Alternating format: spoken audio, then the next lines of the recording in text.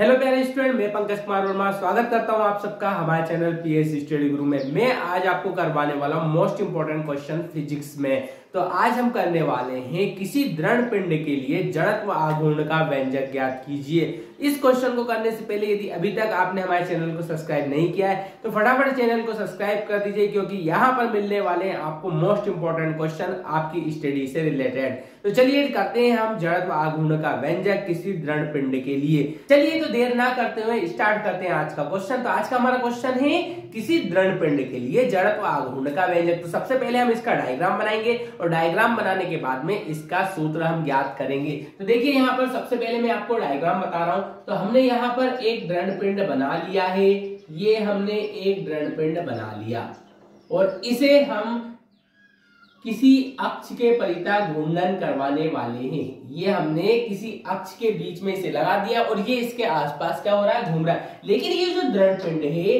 ये कई कणों से मिलकर बना हुआ है। जो दृढ़ पिंड है वो कई कणों से मिलकर बना हुआ है, जिसके द्रव्यमान, देखो ये जो पहला वाला कण है इसका द्रव्यमान हमने मान लिया है m1 है, दूसरे वाले कण का द्रव्यमान मान लिया हमने m2 है, इस तीसरे वाले कण का, ऐसे बहुत सारे कण है ना। ये तो सिर्फ हमने यहाँ पे एग्जाम्पल के रूप में यहाँ पे 2-3 कण हमने मान लिए। ये जो अक्ष है इस अक्ष से इन कणों की जो दूरियां है, पहले वाले की मान ली हमने r1 है, दूसरे वाले की अपन ने मान ली है r2 है, और जो तीसरा वाला है इसकी अपन ऐसे मान ली है कि ये बीच की दूरी जो है वो r3 है।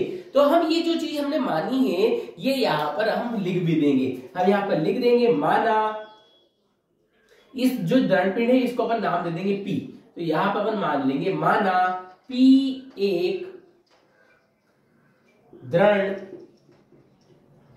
पिंड है जो XY अक्ष के परितः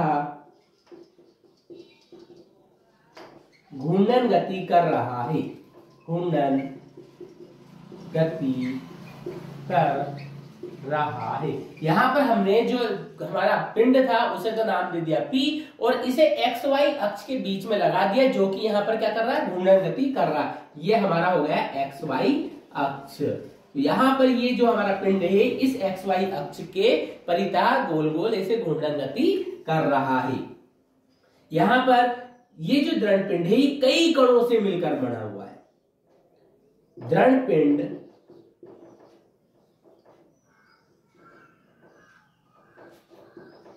कई कणों से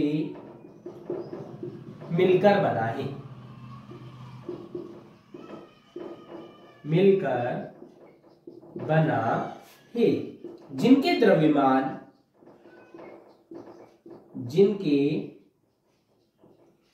द्रव्यमान m1 m2 m3 dash dash dash इस प्रकार है तथा अक्ष से जो दूरियां हैं, अक्ष से दूरियां r1 r2 r3 dash dash dash है। यहां पर हमने इनके द्रव्यमान और दूरियां लिख दी हैं। अब हम निकालने वाले हैं कि इस पहले वाले कण का जड़त्व आघूर्ण कितना होगा, दूसरे वाले कण का कितना होगा, तीसरे वाले कण का कितना होगा। पहले हम कणों का निकालेंगे और कणों का निकालने के बाद फिर हम पूरे दृढ़ पिंड का एक साथ निकाल देंगे। तो हम ये लिखेंगे पहले कण का जड़त्व आघूर्ण, पहले पिंड का जड़त्व आघूर्ण। जड़त्व आघूर्ण को अपन I से दर्शाएंगे और पहले पिंड का इसलिए अपन ने उसमें 1 लगा दिया। तो पहले जो पहला कण है उसका जड़त्व आघूर्ण क्या जाएगा हमारा I1 बराबर। अब जड़त्व आघूर्ण का सूत्र क्या होता है, द्रव्यमान गुणे घूर्णन अक्ष से दूरी का वर्ग।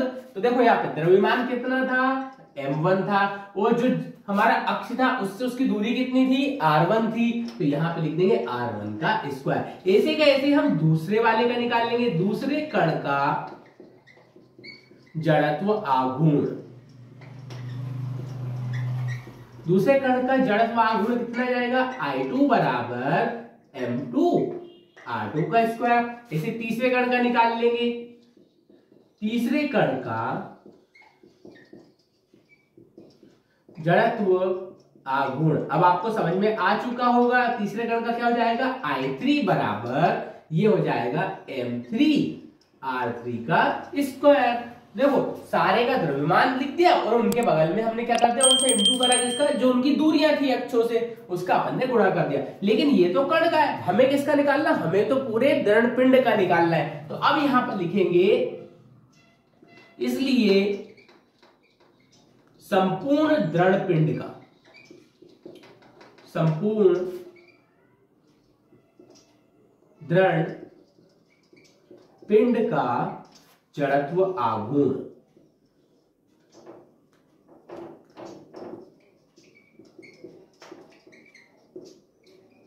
संपूर्ण दृढ़ पिंड का जड़त्व आघूर्ण कैसे निकालेंगे, संपूर्ण पिंड का जो जड़त्व आघूर्ण है उसे हम मान लेते हैं I, और जितने भी कण है उन सभी के जड़त्व आघूर्ण को यदि हम जोड़ देंगे तो हमें टोटल जड़त्व आघूर्ण पता चल जाएगा। इसका मतलब I बराबर I1 plus I2 plus I3 plus ZZ, जितने भी उसमें कण है उन सभी के जड़त्व आघूर्ण को यदि जोड़ दें तो पूरे पिंड का जड़त्व आघूर्ण हमें पता चल जाएगा। तो I बराबर पहले का जड़त्व आघूर्ण कितना था, M1R1 स्क्वायर, दूसरे का जड़त्व आघूर्ण कितना था, M2R2 का स्क्वायर, और तीसरे का कितना था, M3R3 का स्क्वायर प्लस ZZ, और बाकी के भी कण जो है उनका भी जड़त्व आघूर्ण इसी प्रकार होगा।